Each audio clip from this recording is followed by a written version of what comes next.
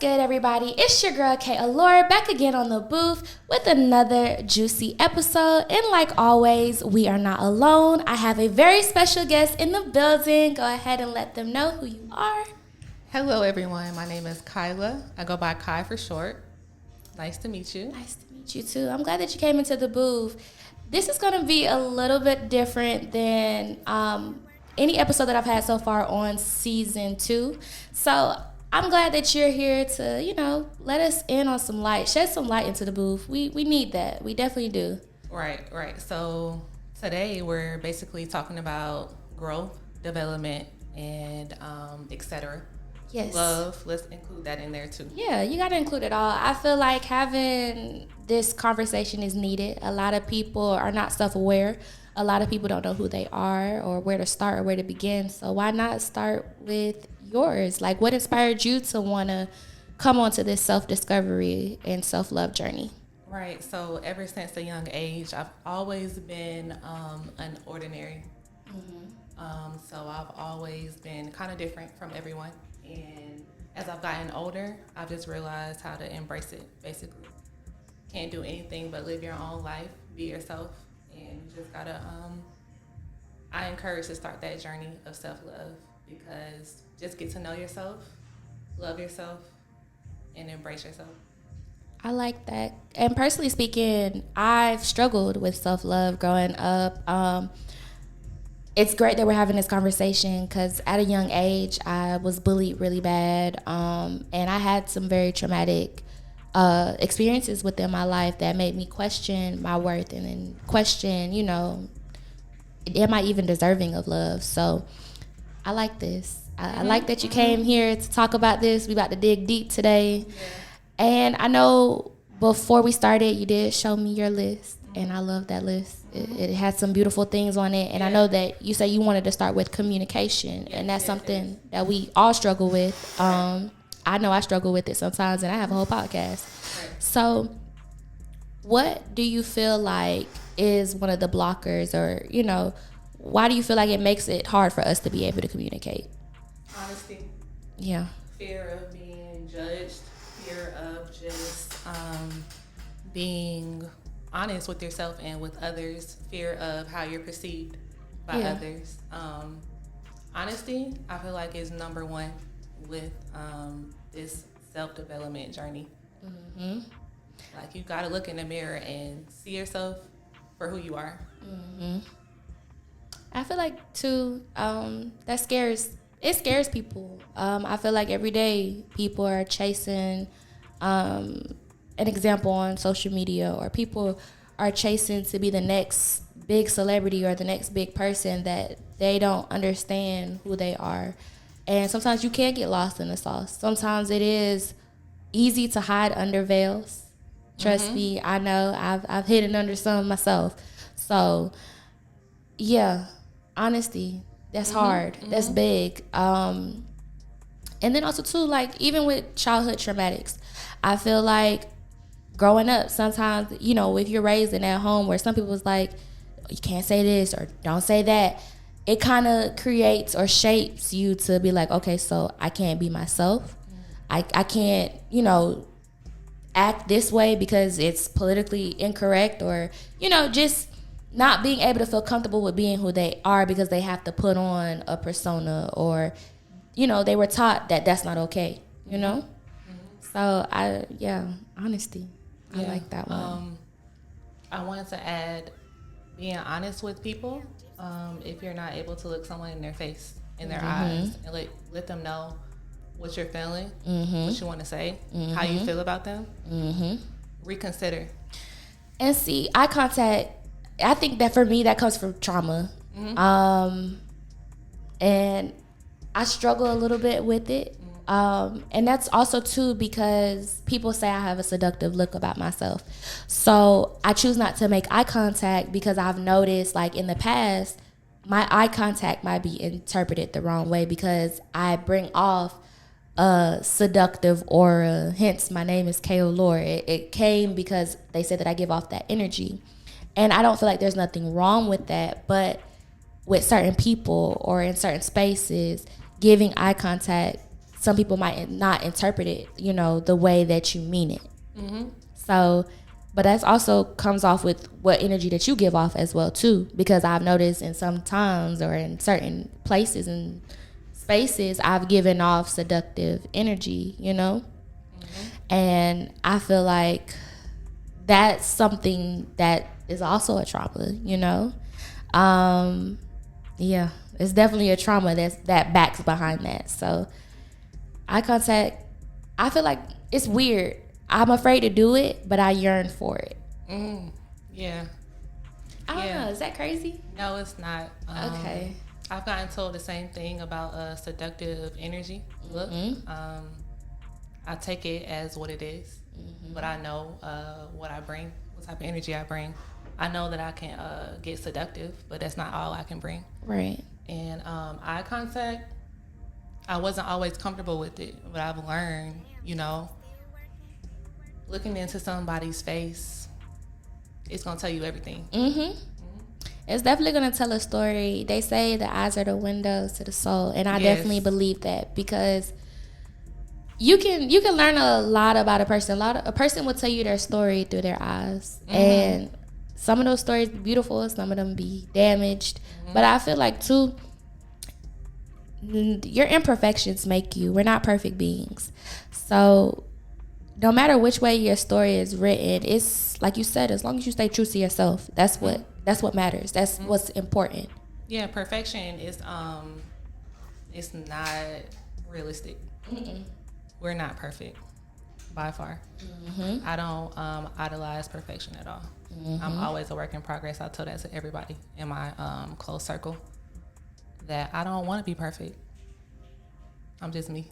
I like that. That's basically how I am too. I feel like I'm an only child, so I've always had me, and I feel like that can kind of be lonely. So I know some only children, they yearn for friendships. They yearn to, you know, just have something else around them, because it's always been about them. But like I tell people, I'm me. I like me. It's been me. We hanging in there together, and through everything that I've been through, which I've been through a lot. I'm not gonna lie. And some of the stuff that's on your list, you probably gonna open me up today, and I like that. I need that. Yeah. I'm not gonna lie. Well, you gotta know limits, and only child syndrome, you don't know limits sometimes. You put yourself first before others. You hurt others that way, and you don't know that you're doing that, but that's kind of like the default of the syndrome, that you don't know that you're doing it. Like, same thing, I think I had an episode, like my first episode, I talked about how I'm a Scorpio, by the way. So I don't know if you believe in signs or not, or Slightly. I slightly do, because some stuff is true, but most of the times I'm me, and I just be me, and y'all tell me what it is. But you know, and I've had my times where, you know, I was all into the signs, but as I get older, we all human. Well, my opinion is everybody has their own individual characteristics. As far as horoscope goes, it can correlate with certain people. Sometimes not. I'm a Cancer. Okay. So we got water in the building. Yeah. Water, energy. But yeah, some people say sometimes I can come off as manipulative. And I actually don't like that word. I don't like that trait. And I tell people that I don't know that I'm doing it. And that's the scary part for me. Like, I'm not aware when I'm doing it or when I can come off that way. I don't like that. Like, that's one of the traits that's like, no. Or I tell people, like, did that come across that way? That's not how I meant it. I'm just being me. But then they'll be like, well, that's that Scorpio stuff. And I'm like, I don't get it, you know? Yeah. I don't like that trait. That's one of the traits I don't like. I don't know. Can you give an example? As far as being manipulative? Or is it unconscious or conscious? It's unconscious. So I really can't give an example. Because how would you even define being manipulative? See, that's trying to get your way or trying to convince somebody to side with you instead of just respecting their space, their boundaries. That's how I see being manipulative. Okay, yeah. Boundaries are important. Yes, most definitely. And that's another thing I struggle with. So, how you explain to me? Come on, talk to us about these boundaries. As human beings, we have experiences where we have to have boundaries in every aspect, whether it's friendships, relationships, general. So, which one should we start with? Look, I'm just double checking, making sure we still recording. But wherever you want to start, I like this. You know, it's a good conversation. So yeah, I'm giving you the wheel today. You got it. You in control of the conversation today. Okay, so friendships, platonic relationships. Friends, you know, we like them. They motivate us. They care for us. But we have to have boundaries with them too, because everybody has different personalities. Facts. So you have to let people know what you like, what you don't like, what you'll tolerate, what you don't. And relationships and friendships are equally important to me. You know, because they're both significant to our lives. They are. Yeah, you gotta let people know up front what you tolerate, because that's how they'll know. Don't sugarcoat it. Let them know what it is. That's respect, because I sugarcoat things. I used to too. And I sugarcoat them in my relationships, not the platonic friendship, but in my relationships, I sugarcoat them. And I know that's what hurts me, because then when I get upset, then I just implode, and I don't like that. Friendships, I used to be the overbearing friend, and I can be very honest. Sometimes I would like get on my friends' nerves because I needed a voice, but then I realized, where's my voice? I'm too busy trying to get advice and opinions from another human being that's still trying to figure out themselves, instead of me sitting and sulking with myself. I feel like boundaries are good, because not everybody needs to know everything that you're going through.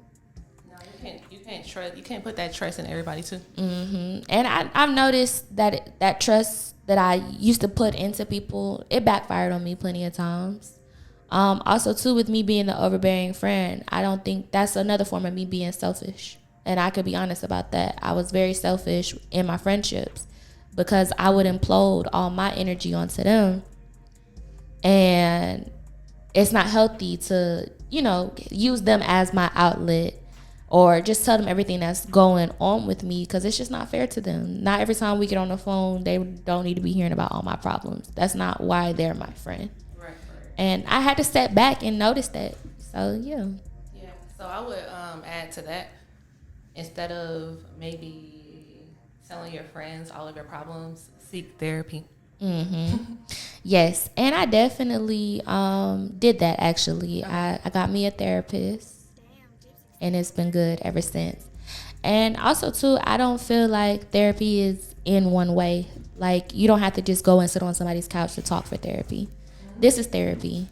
Drawing, finding a hobby that, you know, you're able to express your feelings, writing down poetry. I feel like there's so many ways that you can find therapy outside of sitting on the couch. Agreed. And I think we don't understand, like, it's okay to have bad days. It's good to have good days, but you don't always have to. Everybody only cares when it's good. Sometimes you need to care for yourself when it's bad as well too, and don't sit and sulk in misery. Can't do it. Can't do it. It doesn't benefit you. It's not going to help you grow. Yeah. You have to find some type of way to get you out of that misery. Yeah. It's hard though. It's hard. It takes work. Have you had an experience like with friendships that made you set a certain boundary for yourself that you didn't have before? Because I know that you said you just, you know, you have them now, but did you have an experience that you can share with the viewers? Yeah, for sure. Friendship wise, I just noticed that the friendship wasn't healthy anymore. We were close, very close, but then you start to realize you want to realize small things before they start getting bigger and bigger and bigger. Notice the red flags, friendships, relationships, everything. So just breaking up friendships is hard because, you know, y'all close. That's your best friend, you know? Right. But it happens. That's life. Yeah. I feel like that's very true. Because also, too, what I'm scared of and what I used to have that now that I've, you know, stepped aside and I kind of matured, I had a lot of trauma friends. We were only friends because we experienced trauma. And I think it's a those real thing. Yeah, and they're the hardest to let go because y'all connected at y'all lowest points in life. Yeah. And you don't want to let go even though you know you need to, because sometimes people are going down a different lane. And some people, like I said earlier, some people want to sit and soak in misery. And then some people want to, you know, do things another way. Or there's miscommunication, you know. Miscommunication is horrible. Friendships, relationships, miscommunication. Yeah, it never works. It never works. No, but that's why you have to be intentional with what you say. Facts. And I feel like you have to listen behind the noise, because people will say things. You got the noise going on, so you're not catching it. Like you said, the red flags, you're not catching it right away. But when that noise clears, and you kind of understand, like, okay, this ain't working. And that's with friendships, relationships. This ain't working. And it's hard. It's hard letting go. I hate letting go. Yeah. Not gonna lie to you. Yeah, we all have to do it though. Yeah, we do. Yeah. And then letting go, and then taking that time, whether it's different friendships or for yourself. Just take that time to reflect, think, build, grow, heal. And then after that, that's the next step. I like and that. That's where I'm at right now. So you got a lot of wisdom. I'm gonna tell you. How old are you, first of all, for the viewers to know, if you don't mind sharing? Yeah. So my birthday was on the 25th of June. Cancer. Okay. Big cancer. Yeah. The biggest. I'm 24. I've always gravitated towards older people. I grew up in an old school household. Me too. Yeah. So it's a lot of wisdom there, a lot of, game. Yeah. And you was listening, because you have some people that get the game and they don't listen. And I like that. I'm 24 as well too. So, and I'll be 25 this year. Okay. It's a lot of things that I'm still growing and learning. I'm scared. I'm not gonna lie, because now I'm at that age where, okay, I'm not a kid anymore, for real. And also too, I see myself elevating a lot of things that don't serve me, things that it used to be hard for me to let go. It gotta go. Yeah. We on to the next step now. Cause I mean, when you get to a certain point where you start actually loving yourself and getting to know yourself, and you take the time for yourself, by yourself, for real, you notice that it's not easy. Self-love, self-growth, it's not okay, I did some healing for a couple of months. You're always healing. You're always growing. Yeah, let's talk about it. Let's talk about that isolation period. Yes, come on.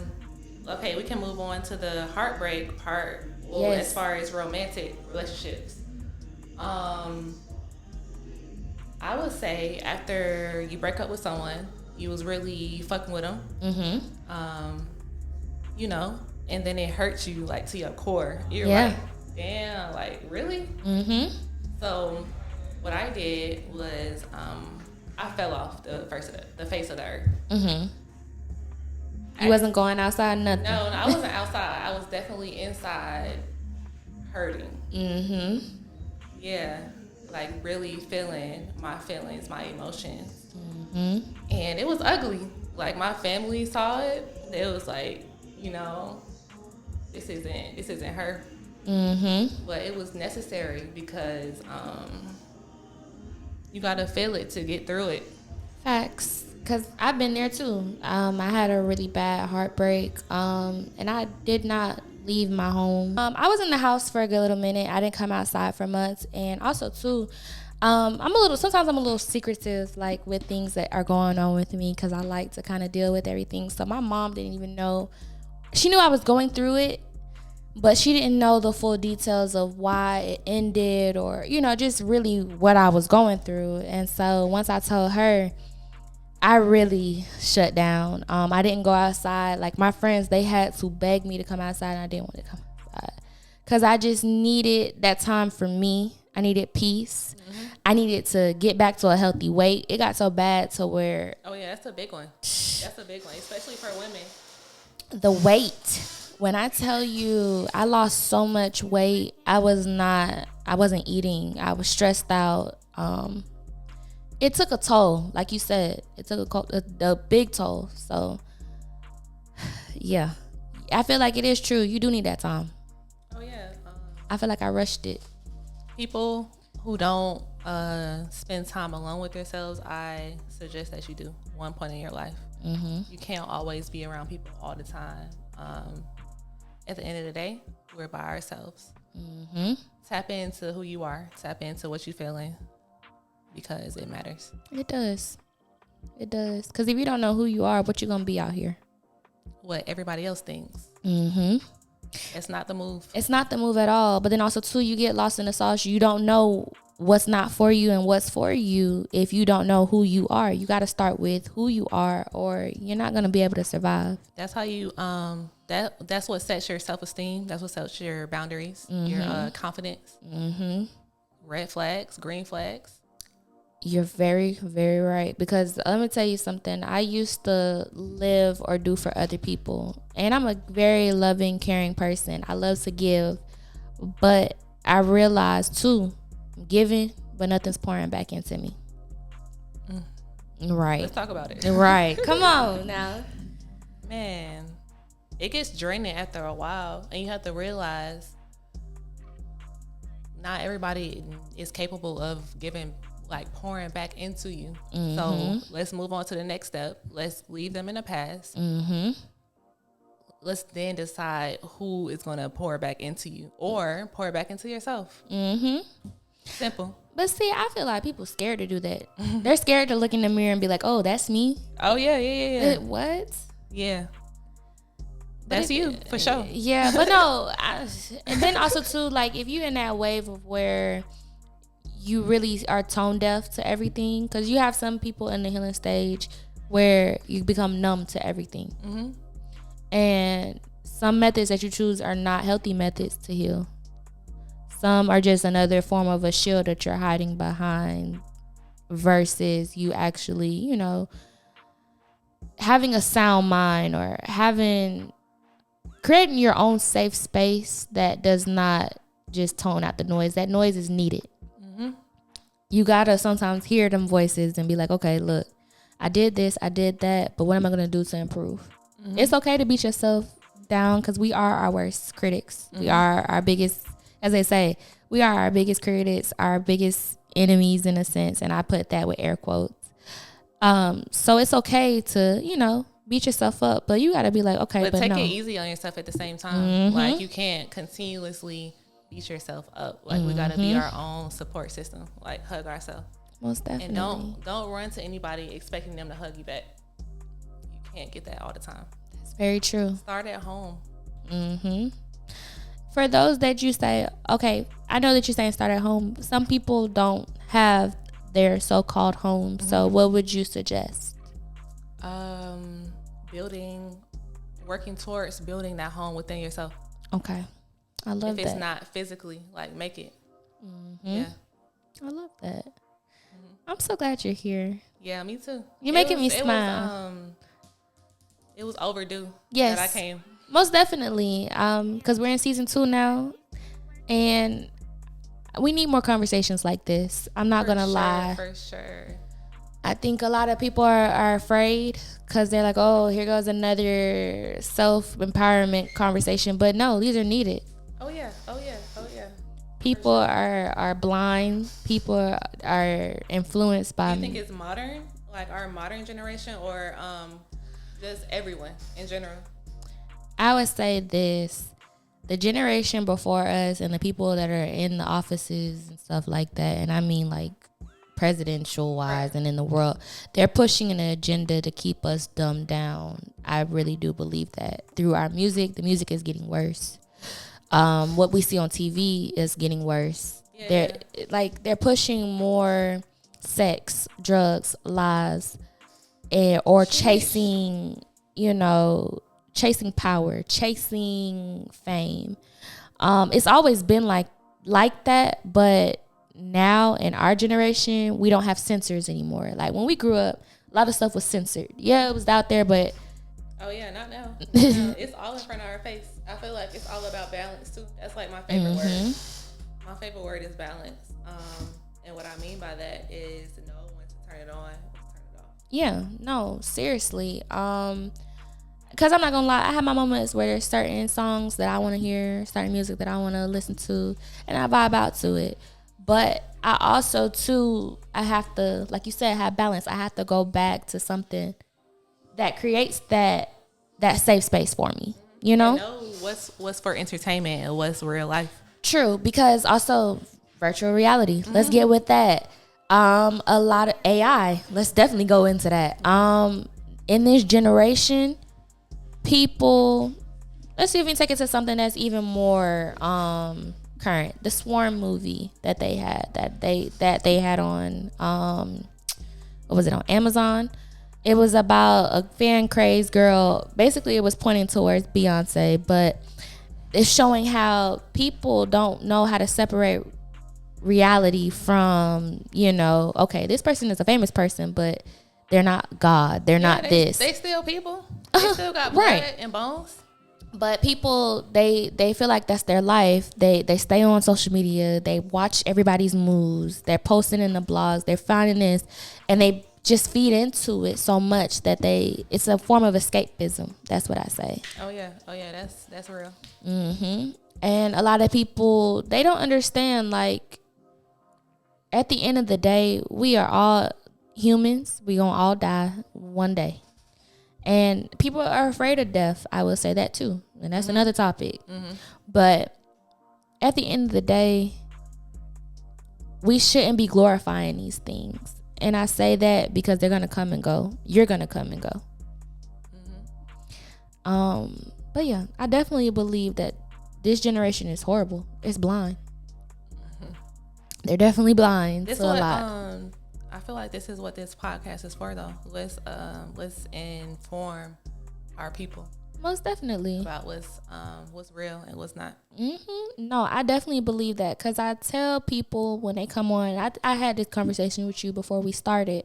My podcast is to inspire whoever. You never know who might click on a video and they might be going through something. That's why I have people that I interview, that are doing something within the community, whether it's a business, real estate, or they're shaping and impacting their community some way. Then I have sometimes laughs. We talk about crazy random stuff and we have a good time. But then I also have my down moments where we get real, because we still need that. We need this. And I'm glad that you came to bring this today. Yeah. I want to talk about it all, though. Not Come just on. Let's go. The real. Let's talk about it all. Come on. Next topic. What you think? How you feeling? I'm feeling however you want to go. You my co-host. All right, bet. You my co-host for today, so it's going. Like, in my opinion, if you click on any social media, we're very hyper sexualized. In my opinion, though. We talk about sex a lot. Sex is very complex to me. It can be either very intimate, very romantic, or it can be casual. It can be nothing. Just how you want to take it, how you want to use it. No, I definitely agree that this is a very hypersexual era. 90% of the music that's played it's gonna have some form of sex in it. That's what catches our attention. And it's crazy that that's what catches our attention. Even if you go back and watch old cartoons that we used to watch as kids, they had so many sexual innuendos inside of it on kids shows. But it was low key though. It wasn't all the way out there True, like it is now. True, but still, I feel like it's a form of marketing for me. That's what I think it is. They know that sex sells. They've said it for years that sex sells. Yeah. But at this point, they ran out of so many options that I think at this point now they just want to give it raw, which is disgusting. Like you're leaving nothing to imagination. Yeah. Kids are now hyperly sexualized. You have kids on TikTok dancing and twerking to songs that they should not be talking to. You got little kids twerking, and then that sexualizes little kids. Agreed. I feel like it's sad, honestly. At the same time, though, I feel like let's look at it from another viewpoint. Sex can be very sex as a topic can be very taboo. Sex is what it's an evolution of our nation. It's what brings us to this world. Facts. We should not be ashamed of our bodies. You shouldn't be ashamed of how your body looks. Like we all have body parts that we've seen on each other. And that brings into loving how your body looks. Facts. I definitely agree. We live in a generation where we see the glorified body type in certain circumstances. And with that being said, just know that everybody is different. True. I agree with that. But also too, I feel like there are certain limits that you should do it at. For sure. Because I say it more so because we're adults, so I get it. I'm okay with that. But just for the younger generation, let them stay innocent. I want them to stay innocent, and I feel like it's okay to body positivity. I feel like I'm big on it. I'm telling you, like I'm big on body positivity. I'm big on flaunt it. If you got it, flaunt it. It's yours. I'm big on, hey, you got hair all the way down here. You got a shortcut. Whoever you are, embrace it. That's you. I'm big on it.